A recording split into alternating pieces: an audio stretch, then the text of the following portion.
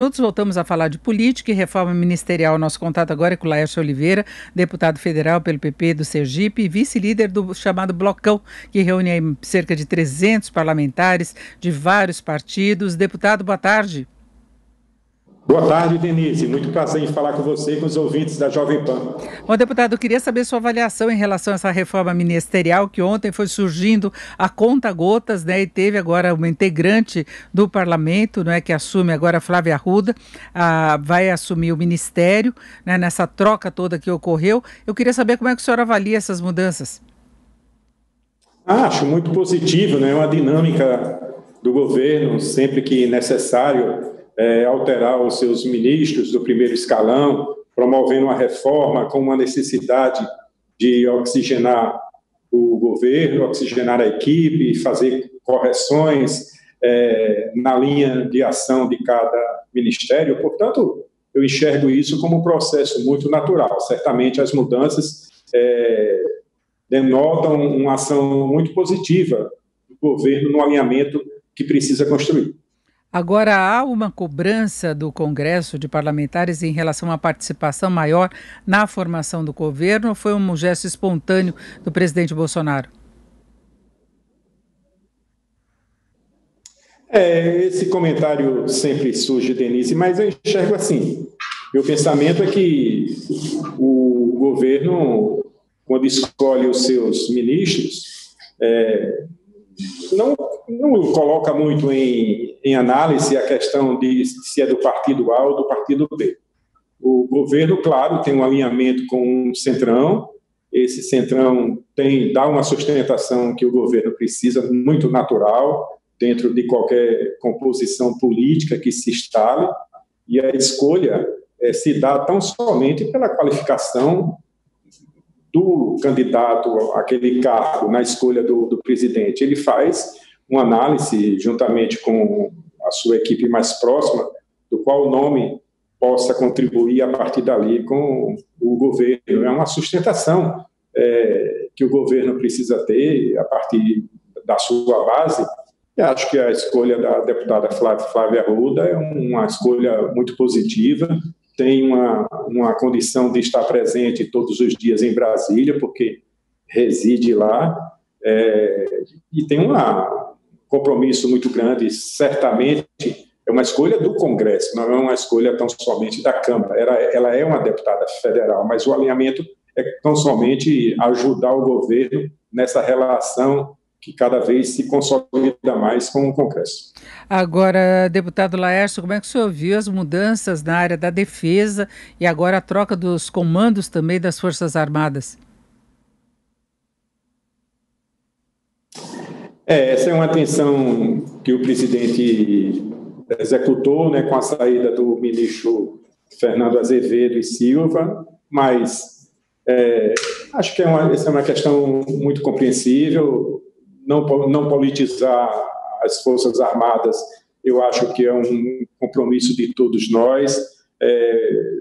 As Forças Armadas é uma ação do Estado, vamos lembrar isso, não é uma ação do governo. As Forças Armadas estão em perfeita sintonia com o Estado. Isso sempre, pelo menos no regime democrático para cá, isso sempre existiu, e o esforço é tão somente para manter exatamente essa posição das Forças Armadas. Então, como eu disse no começo, as trocas dos ministros acontecem de uma forma muito natural. Se a gente for analisar o histórico do ministro Fernando, a gente percebe que sempre foi uma conduta extremamente conduzida com critérios, com disciplina, com responsabilidade que ele sempre teve na condição do Ministério da Defesa. A transferência do ministro Braga Neto para lá, que sai da Casa Civil e vai exatamente para o Ministério, é exatamente uma sintonia melhor que o presidente Bolsonaro quis estabelecer com as Forças Armadas, com o Ministério da Defesa especificamente. O Braga Neto é um ministro que tem uma relação muito próxima com o presidente e certamente vai contribuir muito atuando agora à frente do Ministério da Defesa. Agora, deputado, o senhor sabe que há muita especulação hoje, todo mundo querendo entender essa mudança que não estava prevista, né? Não era esperado. Se falava muito da saída de Ernesto Araújo, de uma ou outra mudança no Ministério, mas não que chegasse às Forças Armadas. E o senhor falou nessa questão de sintonia, né? E a grande dúvida que fica é que tipo de sintonia que se teria? Não é uma proximidade apenas, aquele apoio que se espera, a participação inclusive dos militares no governo, que são vários cargos, ou talvez uma sintonia que dê uma proteção para o presidente no caso de alguma situação política mais grave, não é? Nós já tivemos discussões, por exemplo, até pela fala de Arthur Lira na semana passada, quanto à possibilidade de um processo de impeachment. Essa situação está colocada, está no ar já há bastante tempo. Em contrapartida, o presidente algumas vezes falou estado de sítio, diante de toda a gravidade da situação que nós vivemos, até em função da pandemia, de medidas restritivas. O senhor acha que há alguma possibilidade de algum embate nessa situação? Não, de forma alguma. O que se estabeleceu é uma sintonia no sentido de harmonizar o governo através dos ministérios, principalmente pelo momento que a gente vive. Você percebe, Denise, claramente que existe um esforço conjunto dos poderes constituídos de estabelecer um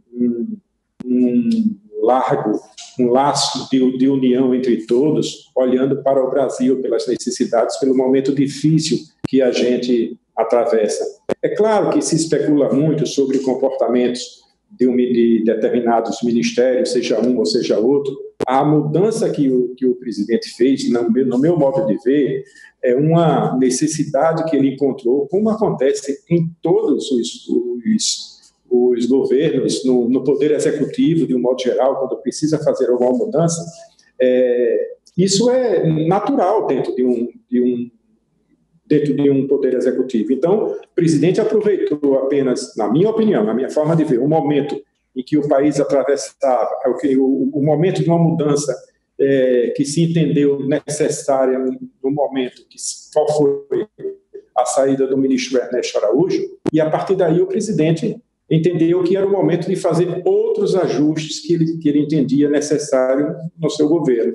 Então, a sintonia que eu falei que se estabelece a partir daí é nesse sentido, é de ter uma equipe mais azeitada, mais focada nas metas e nos projetos que o governo pretende alcançar, estabelecer ainda mais a sintonia com o Congresso Nacional, para que os projetos avancem. Perceba que nos últimos meses, principalmente com a partir da chegada do presidente Arthur Lira, a gente avançou em muitas coisas. Antes disso, a gente já tinha enfrentado a lei do saneamento, tão importante para o país, a questão do Banco Central, o orçamento que a gente acabou de votar, a lei do gás, que eu fui o relator. Então, são projetos importantíssimos para o Brasil, que vinha aguardando um momento de votação e foi enfrentado. Foi enfrentado por quê? Porque mudou um pouco essa relação, ela ficou muito mais próxima,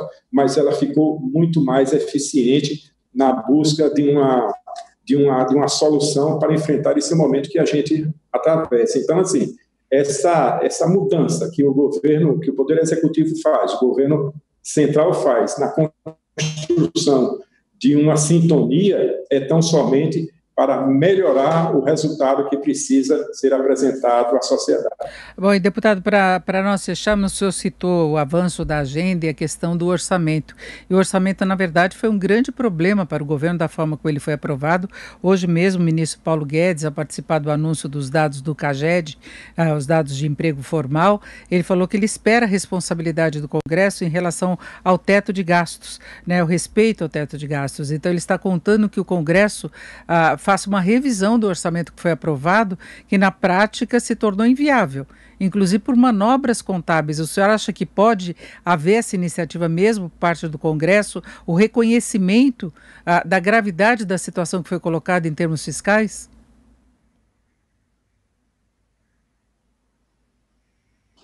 Eu acho que o esforço de todos é encontrar exatamente o equilíbrio e a solução para todas essas questões.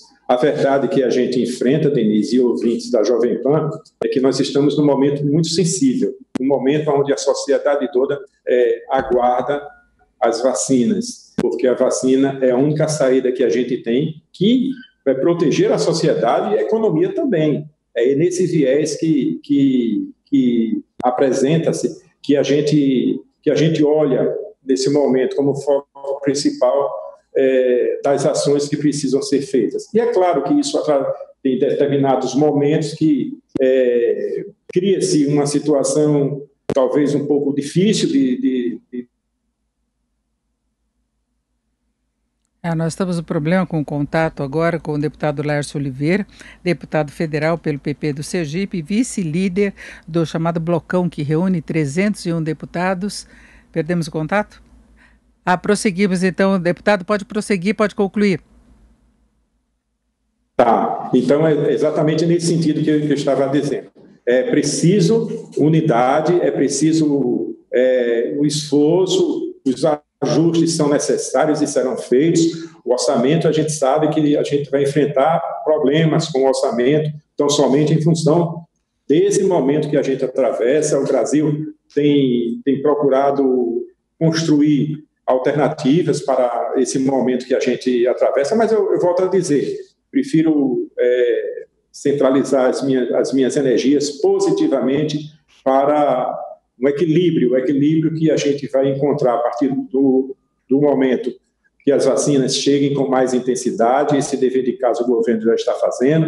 O governo comprou mais de 500 milhões de doses da vacina para ser aplicadas. Precisa de um esforço concentrado. Acredito que o novo ministro de Relações Exteriores, Carlos Alberto França, pelo seu estilo de pragmatismo, de moderação, vai conseguir acelerar a chegada das vacinas no país para que a gente consiga avançar imunizando o mais rápido possível a maior quantidade de brasileiros. Esse é o primeiro passo. Quanto à questão que você colocou, em termos de economia, isso a gente vai fazendo os ajustes e eles vão acontecendo ao passar de cada dia. Perfeito, ouvimos Laércio Oliveira, que é deputado federal pelo PP de Sergipe, vice-líder do Blocão. Deputado, muito obrigado, uma boa tarde. Obrigado, Denise, prazer muito grande falar com você e com os ouvintes da Jovem Pan. Grande abraço.